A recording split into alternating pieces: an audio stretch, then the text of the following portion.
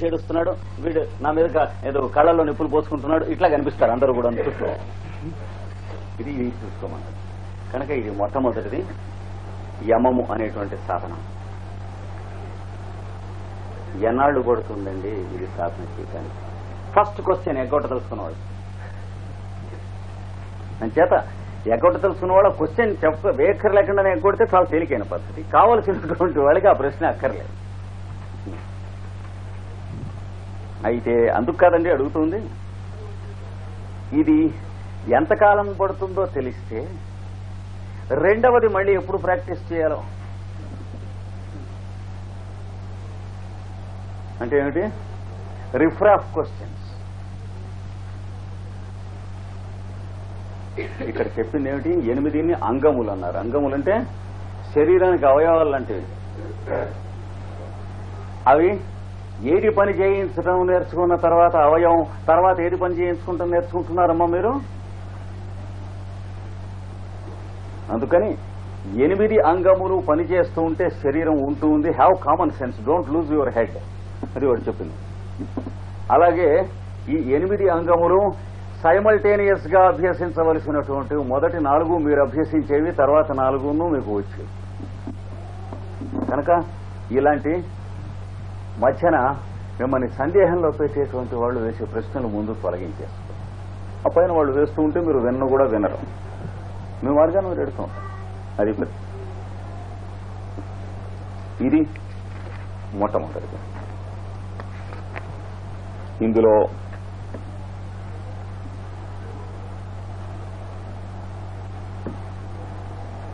అహింస అంటే ఎంతవరకండి?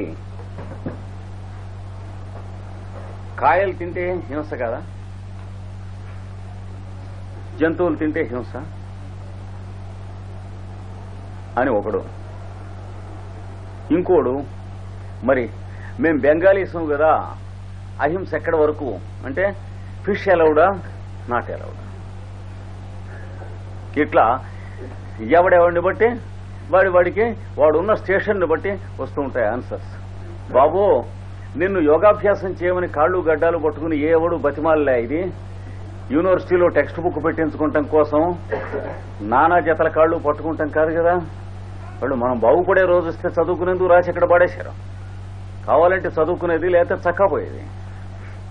అందుకని యోగాభ్యాసములో చెప్పబడినటువంటి ఈ స్థితి కావలసిన వారు ఈ స్థితి అనుభవించండి. అయితే కాయలు కూడా తినవద్దా?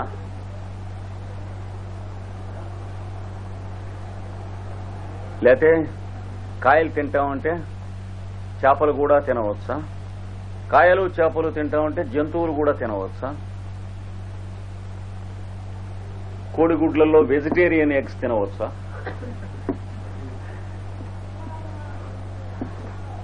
ఎవడు ఏదైనా తినవచ్చు, ఎవరు వద్దని లేదు. ఇది కావలసి ఉంటే మాత్రం వీడు చెప్పింది చేయమన్నారు. ఇందులో ఎవడు ఎక్కువ ఎవడు తక్కువ ఇలాగా ప్రజల్ని టోపీ వేయడం కోసం పొలిటీషియన్స్ చెప్పేటువంటి థియరీస్ కావు.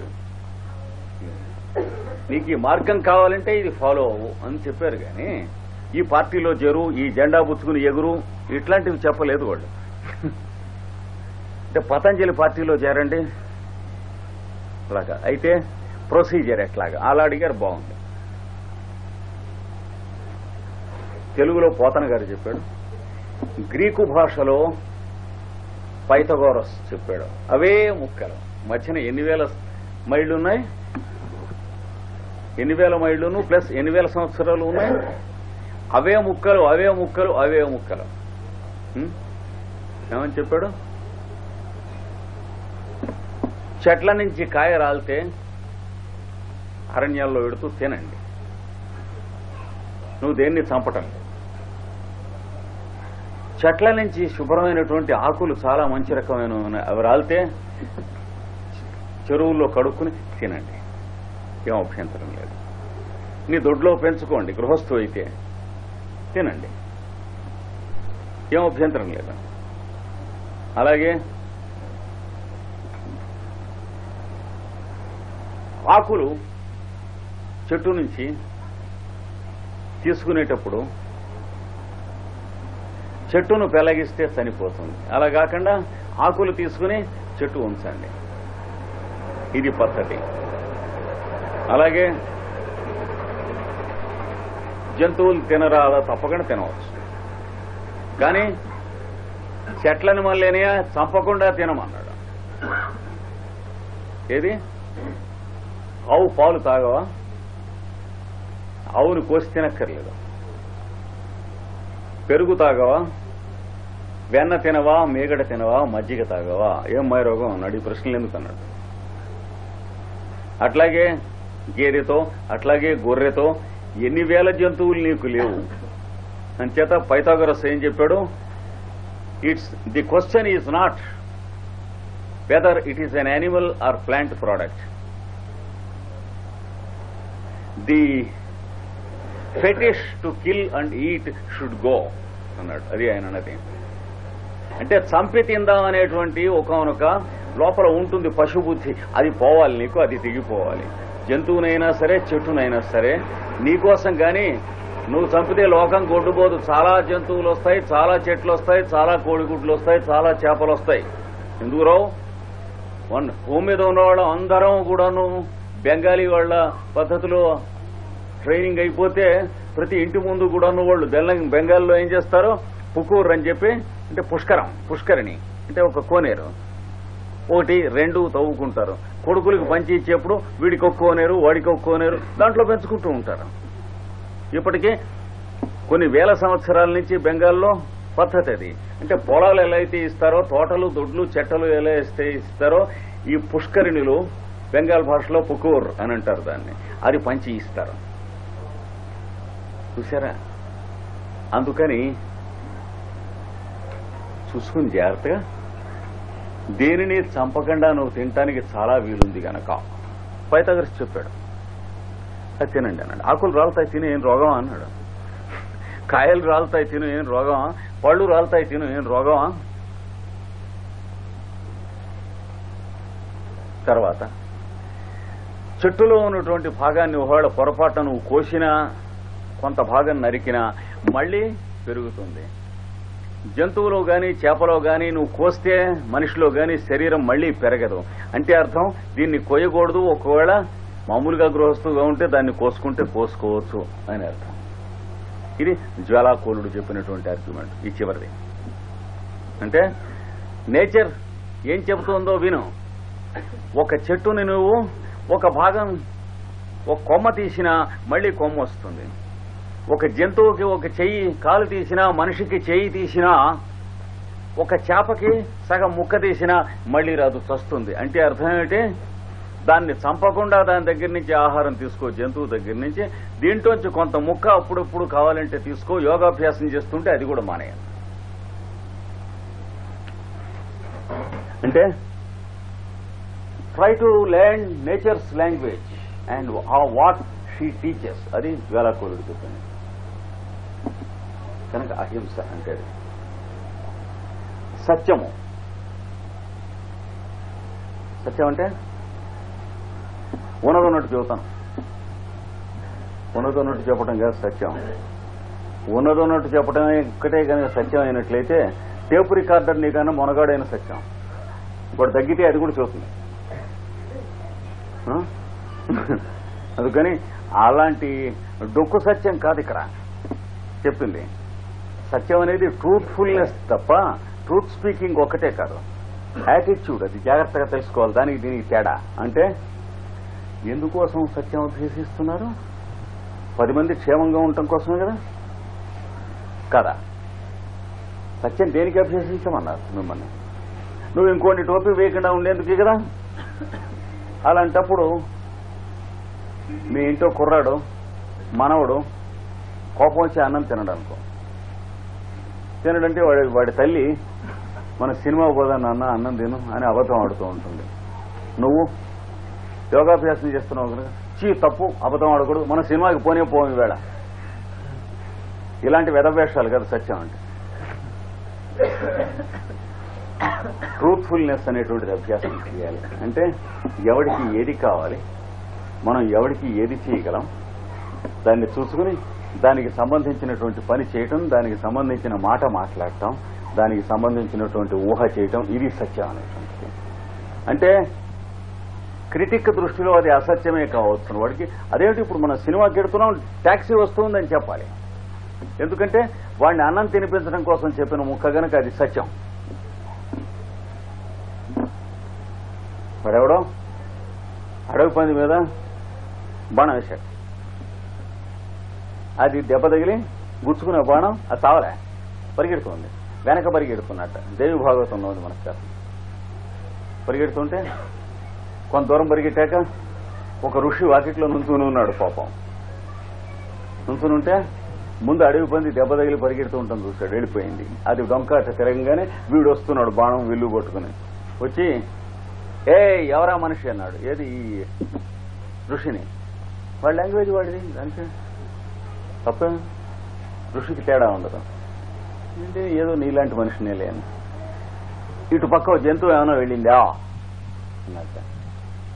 అంటే వెళ్ళింది అని సత్యంతుడిలాగా చెప్పడం, చెప్పకపోతే తాను నరకానికి పోతాడనేటువంటి కరుడు కట్టినటువంటి స్వార్థమా? లేకపోతే వాళ్ళు నిజంగా తను నరకానికి పోవటం అనేది ఎవడో స్టూపిడ్ చెప్పింది రైట్ అయినట్లయితే పోయాం ఎడిచినటువంటి ఫోన్లే ఈ అడవి పంది రక్షింపబడుతుంది. దానికి కూడా పెళ్ళం పిల్లలు ఉన్నారు కదా, వీడు ఇంకో దాన్ని తింటాడు, మన ద్వారా అదే ఎందుకు చంపబడాలి అని వీడు చూస్తున్నాడు. అనుకుంటూ ఉండగా చూసినట్టు చెప్పు పెద్దవాడివి అన్నట్టు. ఇది ఎట్లా వీల్లేదు, చూసేది కన్నును చెప్పేది నాలుకన్ను, చూసినట్లు ఎట్లా చెబుతావా అన్నట్టు. అంటే వీడు అక్కడ వాల్టేర్లో ఆ పిచ్చాసుపత్రి నుంచి తప్పించుకుని వచ్చినట్టున్నాడు. పోవా వెళ్ళిపోయాడు. కనుక సత్యం అనేటువంటిది యాటిట్యూడ్ తప్ప ఒక సెంటెన్స్ కాదు, అది కాదు. ట్రూత్ఫుల్నెస్ తప్ప ట్రూత్ స్పీకింగ్ ఒకటే కాదు. జాగ్రత్తగా తేడా రెండింటికి గమనించుకోవాలి. మన లైఫ్ కు సంబంధించినటువంటి యాటిట్యూడ్ సత్యం. అస్థేయం అనేటువంటిది మంచి ఏదో పెద్ద విషయాలు కొన్ని ఉపన్యాసంలో మీరు చెబుతారు, నేను విని అబ్బా చాలా బాగున్నాయని ఏడుస్తాను కాసేపు. అంటే అవి ఈ చెప్పేసాడే అని. ఇంతలోకి ఇంకో ఊరు వెళ్ళినప్పుడు అవి నావి కింద నేను చెప్పేస్తాను. అది స్థేయం. అంటే దొంగ బుద్ధి అంటే వస్తువులు ఒక్కటే కాదు, అంటే అనేక లెవెల్స్ లో ఉంటుంది దొంగ బుద్ధి అనేటువంటిది. అంటే దీన్ని ఏమంటారు? కవెటెడ్నెస్. థీవింగ్ ఇన్స్టింక్ట్ మాత్రమే కాదు, అంటే అవి మనవిగా చేసుకుందాం అనేటువంటి దుర్బుద్ధి. అంచేతనే పెద్దలు ఏం చెప్పారంటే వ్యభిచారం కూడా స్థేయ బుద్ధి అన్నారు. వ్యభిచారం సెక్స్ వల్ల కాదు, ఇంకొకటి వస్తువు తనదిగా చేసుకునేటువంటి దుర్బుద్ధి వల్ల తప్ప. ఎందుకంటే సెక్స్ వాడి భార్య దగ్గర అనుభవిస్తూనే ఉన్నాడు కదా, ఏం రోగం అన్నాడు. వాళ్ళు ఎనలైజ్ చేశారు ప్రాచీనంలో. అంచేత this is another animal instinct. అంటే ఇంకొకటి వస్తువుని తనదిగా చేసుకునేటువంటి దుర్బుద్ధిని వ్యభిచారం అంటారు. కనుక అస్థేయం అంటే అది స్థేయము లేని, స్థేయం అనేటువంటిది లేకుండా ఉండేటువంటి బుద్ధి. సరే, బ్రహ్మచర్యం అంటే ఏమన్నా సెక్స్ థాట్స్ అవి వచ్చినా వాటిని తొక్కేసుకుంటాం, అట్లాంటిది డబ్బులు చేస్తాం. అందువల్ల ఏమి లాభం లేదు. దాన్ని ఏమంటారు? Suppression of sex and abstinence of sex. వాటిని గురించి సిగ్మండ్ ఫ్రాయిడ్, మేరీ స్టోక్స్ మొదలైనటువంటి వాళ్ళంతా చాలా క్షుణ్ణంగా రాశారు. బ్రహ్మచర్యం అంటే ఏమిటో తెలియదు కనుక ఒక్కడు రాయలేదు, అక్కడ వదిలేశారు కుక్కలే. ఫ్రాయిడ్ మొదలైనటువంటి వాళ్ళు కూడా అది ఆ కంపు కొడుతున్న ఫీల్డ్స్ లోనే వెళ్ళిపోయినారు. ఎందుకంటే ఇది తెలిసిన వాళ్ళు కాదు కదా, ఇది ఎవరన్నా చెప్పుకున్నట్టయితే జాగ్రత్తగా ఉండేవాళ్ళు చదువుకుని. బ్రహ్మచర్యము తెలియదు. బ్రహ్మచర్యం అంటే అర్థం ఏంటి? మీ మనస్సుకి ఆ రకమైనటువంటి అభిప్రాయములు రాకుండా ఉండేటువంటి జీవితం ఎలా జీవిస్తున్నారు సహజంగా, మీ ప్రయత్నం చేత కాదు. అంటే అప్రయత్నంగా ఒక అప్రవృత్తి, సహజమైన అప్రవృత్తి వస్తుందని మంత్రజాలంలో చెప్పాను. అంటే non application of mind without any effort or attempt, because the mind is engaged in a more sweet programme. జీవితంలో ఆ వివాహం అయ్యే వరకును వాడికి ఉన్నటువంటి ప్రోగ్రామ్స్ అంత అట్రాక్టివ్ అయినటువంటివి గురువు పెట్టాలి, వీడి తల్లిదండ్రులు పెట్టాలి, వీడు పెట్టుకోవాలి. కాన్వెంట్లో చేర్చేవాళ్ళు, స్కూల్లో చేర్చేవాళ్ళు, కాలేజీలో చేర్చేవాళ్ళు తల్లిదండ్రులు ఏం పెడతారు వాళ్ళ మొహం, అక్కడ ఉన్నటువంటి గురువులు ఏం పెడతారు, వీడికి ఏం పెట్టుకుంటాడు, బుర్రకి ఏమీ లేదు, పెట్టేది డబ్బే. అంటే ఫైనాన్సింగే కానీ ఎడ్యుకేటింగ్ లేదు కదా,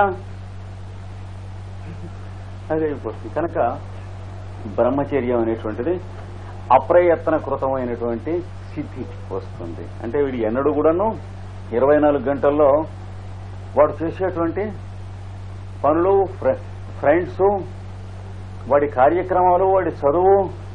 అయితే లేడీస్ని ఎవరిని మీట్ అవడా, పిచ్చి వేషాలు మీట్ అవ్వకపోతే వాళ్ళ గురించి ఆలోచిస్తూ ఉంటాడు. అంటే ఫ్రాయిడ్ శిష్యుడు అవుతాడు. నేను లాభం లేదు వాటి వల్ల. మళ్ళీ కండిషన్ రిఫ్లెక్స్ ఇవన్నీ వచ్చేస్తాయి, ఏమి లాభం లేదు.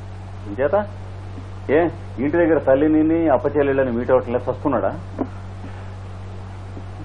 అందుకని అదిగో పూలి ఇదిగో పూచి అని చెప్పేటువంటి వ్యధల వల్ల న్యూసెన్స్ వస్తూ ఉంది, కానీ సహజంగా వదిలేస్తే న్యూసెన్స్ ఏమీ లేదు. అంటే naturally life is more natural than when intellectually disturbed. అది గుర్తుంచుకోవాలి.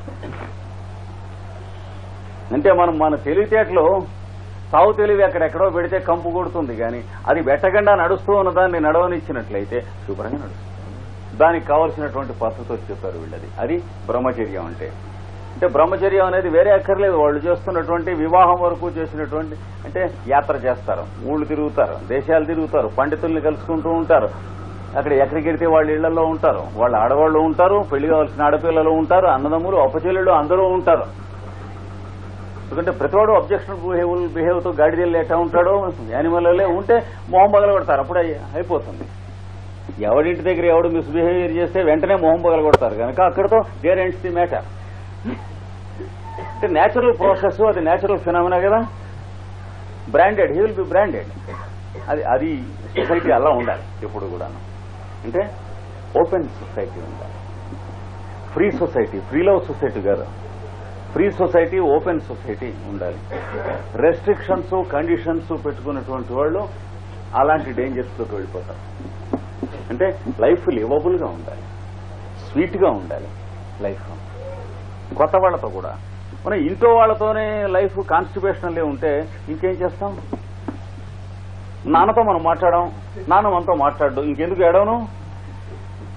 లాభం లేదు. కొన్ని 100 జన్మలు వదిలేయండి యోగాభ్యాసం సంగతి మాట్లాడటానికి. అట్లా ఉంటాయి. అంటే if we are straight and simple and pleasant with the people in our own house, then you begin to behave in the same terms with others. Next అలా చూసుకుంటూ ఉండాలి. మనం ఒక్కొక్కటే చూసుకుంటూ వెళ్ళాలి. కనుక బ్రహ్మచర్యం, అపరిగ్రహం. అపరిగ్రహం అంటే అప్పటికి మీకేం కావాలో అది తీసుకుంటాం, మీరు చేస్తూ వెడుతూ ఉన్నటువంటి పని చేస్తూ వెడుతూ ఉంటాం. రేపటికి ఏం కావాలో రేపు వస్తుందనే నమ్మకం వస్తే తప్ప అపరిగ్రహం రాదు. రేపటి కోసం అని చెప్పి బల్ల మీద బల్ల కింద పట్టేటువంటి వాడు ఉద్యోగం చేస్తున్నప్పుడు దిగులుతోనే చచ్చిపోతాడు, చేసి రిటైర్ అవుతున్నప్పుడు అంతకంటే దిగులుతో చచ్చిపోతాడు. రిటైర్ అయిన తర్వాత పెళ్ళామును పిల్లలు కూడా వాడిని కుక్క కంటే కనా కష్టంగా చూస్తారు కనుక అంతకంటే దిగులుతో చచ్చిపోతాడు.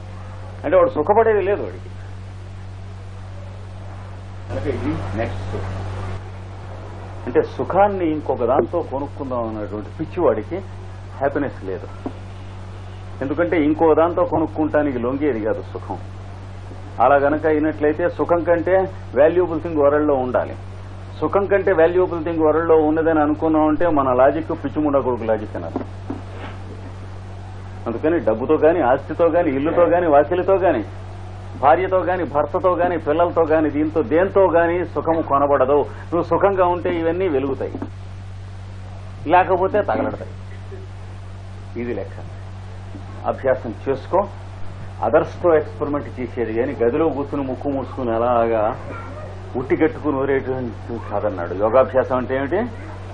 ఇతరులతో నువ్వు అభ్యాసం చేసినప్పుడే నీకు రాగద్వేషాలు ఉన్నాయో లేవో తెలుస్తాయి, కానీ గదిలో కూర్చుని ఎలాగా యోగం చేస్తున్నాను, యోగం పడుతున్నానంటే ఏం తెలుస్తుంది? నీ పిండాకుడు అన్నాడు. ఇంకెవడన్నా వస్తే వాడి మీద విరుసుకు పడతావో లేదో తెలుస్తుంది. మన సరుకు తెలిసేది ఎప్పుడు? అదర్స్ ప్రెసెన్స్ లో ఎప్పుడు కూడాను. తర్వాత సూత్రం ఇది. ఎన్నాళ్ళు ప్రాక్టీస్ చేయాలి అంటే నీతో వచ్చిన నాడు చేయి, అసలు చేయబోకను. ఎవరు చేయమన్నారు? అందుచేత ఆ క్వశ్చన్ వేసినవాడు శుభ్రంగా ఇంటికి వెళ్ళి వాడికి కావాల్సినటువంటి భోజనం చేసి పడుకోవచ్చు. దానికేంటి? నెక్స్ట్ 31వ సూత్రం చెబుతున్నాడు. అందుకని వాళ్ళందరికీ సమాధానంగా 31వ సూత్రం చెబుతున్నాడు. వెంటనే నియమం చెప్పడు, ఏమని చెప్పాక.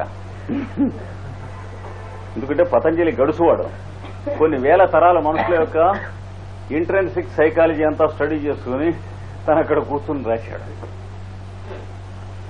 ఇది తర్వాత సూత్రం. జాతి దేశకాల సమయాన అవచ్ఛిన్నా సార్వభౌమ మహావ్రతం. విడదీస్తే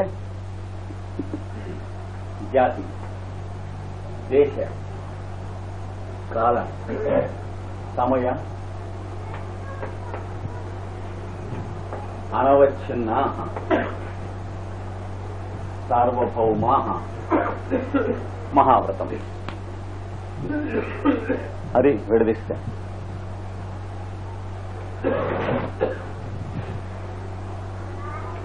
ఎన్నాళ్ళు చేయాలండి అంటే మహావ్రతం అంటే మొదలెట్ట తలుచుకుంటే బతికున్న నాళ్ళు చేయాలి. ఇది మహావ్రతం అంటే 40 ఏళ్ళు వ్రతం చేస్తాం, 7 రోజులు చేస్తాం, ఏకాహం తోకాహం ఈ పిచ్చి వేషాలు ఏం లాభం లేదు. అన్నాడు అహోరాత్రాలు భజన కొడతాం, దేవుణ్ణి భయపెడతావా? వాడు ఇట్లాంటి వాటికి భయపడేవాడు కాదు, మనలాంటి వాళ్ళని ఇంతమందిని చూశాడు వాడు సృష్టిలో భగవంతుడు. ఎందుకంటే వాడి వెంట్రుకల్లోంచే కదా మనం పుడుతుంది. వాడిని భజన చేసి భయపెట్టి, ఉపవాసాలు చేసి భయపెట్టి శనివారం వాడికి ఇచ్చేసామన్నారు. ఒకడు శుక్రవారం ఆవిడికి ఇచ్చేసామన్నారు అమ్మవారికి. ఒకడు గురువారం సాయిబాబాకి ఇచ్చేసాం. ఆయన బుధవారం విష్ణు సహస్రనామకి ఇచ్చేసామన్నారు. ఒకడు మంగళవారం సుబ్రహ్మణ్యేశ్వర స్వామికి ఇచ్చేసామన్నారు. వాడికి ఎందుకు అన్నం లేదొస్తున్నాడా? మనం ఎవరన్నా తిండి లేక బాధపడుతున్న వాళ్ళకి ఇస్తే ఇవాళ కాదు రేపైనా దేవుడు కనపడటానికి అవకాశం ఉన్నది. కానీ వాడికి ఇచ్చాను, వీడికి ఇచ్చాను, వాళ్ళని దిక్కులేక వస్తున్నారా దేవుళ్ళంతా? అంటే ఈ ఎండోమెంట్ ముండా కొడుకుల దేవాలయాల్లో ఉన్నటువంటి బందీలా దేవుళ్ళు అంటే రిలీజియస్ ఎండోమెంట్. ఆ ఖైదులు ఉన్నాయి చూడండి, అంటే కర్రలు తాళ్ళు పెట్టి దాంట్లోంచి మిమ్మల్ని వెళ్ళి అలా చూసారు పదండి అంటూ ఉంటారే, అందులో వాళ్ళు దాక్కోరా అంటే దాక్కున్నటువంటి వాళ్ళు దేవుళ్ళ.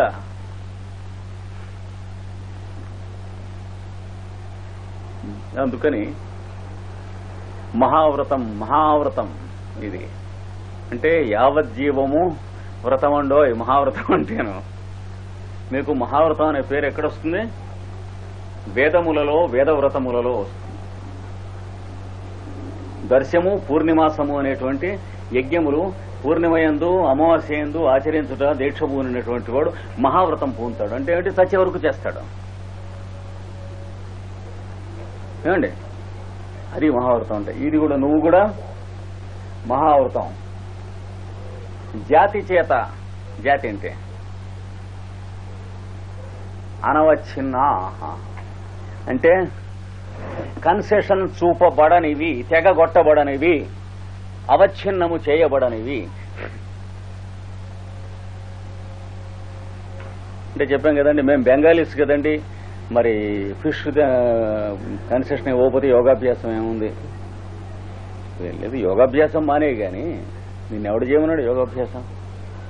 లేదా నేను మరి మేము ఫలానా కొండ జాతి అండి, ఫలానా జంతువును ఒకదాన్ని మేము తింటాం, మిగిలిన వదిలేస్తాం. జాతికి సంబంధించినటువంటి విషయాలు అట్లాంటివి కావు. యోగాభ్యాసానికి సంబంధించిన విషయాలు కనుక జాతి చేత అనవచ్ఛిన్న అంటే నాట్ షోన్ ఎనీ కన్సెషన్, అవచ్ఛేదము లేనివి అంటే తెగగొట్టబడనివి. నీకు కావాలంటే ఆచరించు, లేకపోతే you are the least insulted. ఏం తప్పేం లేదు, మర్యాద లోపం ఏం లేదు మనకి. ఐఏఎస్ రాకపోతే వస్తున్నావా? బిఏ పాస్ అవ్వకపోతే వస్తున్నావా? ఎస్ఎల్సీ పాస్ కాకపోతే కొందరు పిచ్చిముండ కొడుకులు ఎంట్రీలు తాగుతున్నారు, కానీ అందరు వస్తున్నారా? అవెంతో ఇది అంతే. రేపు కావాల్సిన రోజున మళ్ళీ పాస్ అవుతుంది. కానీ అదేమిటి మళ్ళీ సెప్టెంబర్ ఉంది అంటే వచ్చే జన్మ ఉంది, ఏం కంగారు లేదు. కనుక జాతి చేత అనవచ్ఛిన్నములను, అలాగే దేశము చేత అనవచ్ఛిన్నములు. దేశం అంటే ప్రదేశం. మేము బలానా దేశానికి చెందిన వాళ్ళం కదండి, అక్కడ డైలీ పిగ్స్ తింటాం, మరి దానికి ఎట్లాగా అన్నాడు. అది ఏమీ లేదు నాయన అన్నాడు. ఇది కావాలంటే అదేం లాభం లేదన్నాడు.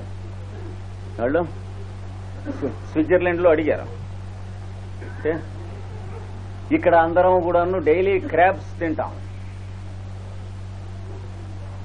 అది తినకపోతే మేము ఉండలేము, అంటే నేషనల్ ఫుడ్లో అది ఒకటి. ఉండలేకపోతే సొల్యూషన్ ఉంది అని చెప్తాను. ఏమిటంటే పతంజలి యోగం చేయకుండాయే, సింపుల్. అలాగే బెల్జియంలో అడిగారు మొట్టమొదటి చెప్పినప్పుడు, ఏమిటి వాళ్ళ నేషనల్ ఫుడ్ ఫ్రిట్స్, అంటే బంగాళదుంప 2 మాటలు వేయించినటువంటి కరకరలాడు వేపుడును, ఫ్రిట్స్ అంటారు దాన్ని. తర్వాత బీఫ్ అండ్ బీర్, బీఫ్ అంటే ఎద్దు మాంసమును, బియర్ బీరు అనబడునట్టే కరక్కాయలాగా తుమ్మ చెక్కలాగా ఉండేటువంటి ఒకనొక పానీయ విశేషమును.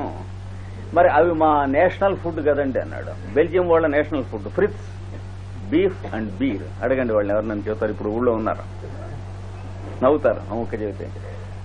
వాళ్ళకి అదే చెప్పాను, ఏవి మనక్కర్లేదు, మీరు శుభ్రమైన సొల్యూషన్ ఉంది, పతంజలి యోగం మానేయటమే. ఎందుకు వచ్చింది అది మా అన్న ఇది మా అన్న అని అడిగి. కనుక దేశం లాభం లేదు కన్సెషన్కి, కాలం లాభం లేదు, జాతీయ లాభం లేదు, కాలం. తర్వాత కాలం అంటే ఏమిటి, టైము. రైల్లో 4 రోజులు ప్రయాణం చేస్తున్నాం అనుకోండి, అప్పుడు ఏమంటారు సార్, ఏమనం ఎందుకు అంటాం, ఎందుకు శుభ్రమైన పూరి కూర తినేసేది ఇక అంటామేంటి దిక్కుమలిందే. లేదా క్విక్ మీల్స్ సెక్షన్, అంటే పెరుగున్న పొట్లాలు, మరి సాంబార్ పొట్లాలు, తర్వాత బిర్యానీ పొట్లాలు ఉంటాయి. ఏమి ఎవరు వద్దన్నారు, ఎవరిని ఉద్ధరించడానికి కొట్టేయండి. మరి ఇది అదో ఇదో చూసుకోండి, రెండంటే ఎట్లాగా. మనకి ప్లాటో మహాశయుడు చెప్పాడు దీని గురించే, సరిగ్గా యోగాభ్యాసం దీక్షను గురించే. ఏమని చెప్పాడు, you cannot hold a mirror in such a way that the heaven and the earth reflect at the same time. అంటే నేలను ఆకాశం కూడా ఒకే మాట రిఫ్లెక్ట్ అయ్యేట్టు అద్దం పట్టలేవరో మూర్ఖుడా, ఏది కావాలో చూసుకో అన్నాడు ఎవరు, ప్లాటో. అన్ని దేశాల్లోనూ మహానుభావులు ఒకటే చెప్పారు, ఎందుకంటే వాళ్ళకి మతాలు పార్టీలు అనేటువంటి మతాలు లేవు గనక, శాశ్వత సత్యాలు ఇచ్చినటువంటి వాళ్ళు కనుక.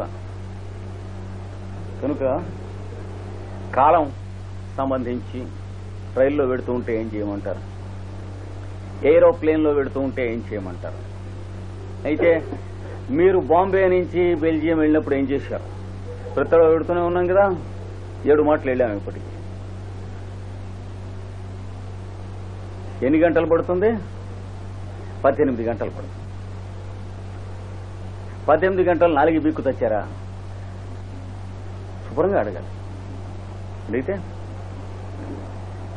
ఇక్కడ టికెట్ రాయించుకునేటప్పుడే వెజిటేరియన్ అని రాయించుకుంటాం,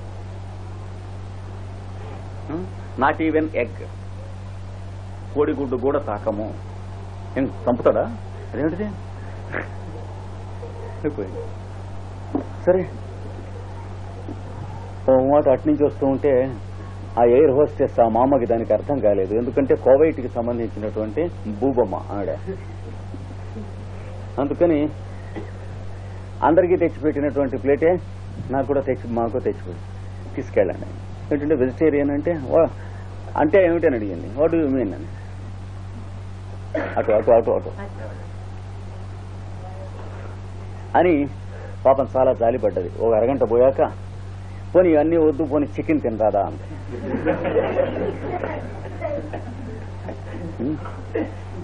పోయిన అక్కడ పెట్టేసి చేతులు కడుక్కొని వచ్చి ఓ పని చెబుతానికి, నీ దగ్గర లిమ్కా ఉందా, కోకో కోలా ఉందా? ఉన్నది. 3 గంటలకు ఒక మూట అది కానీ ఇది కానీ తెచ్చిస్తూ ఉంటాం.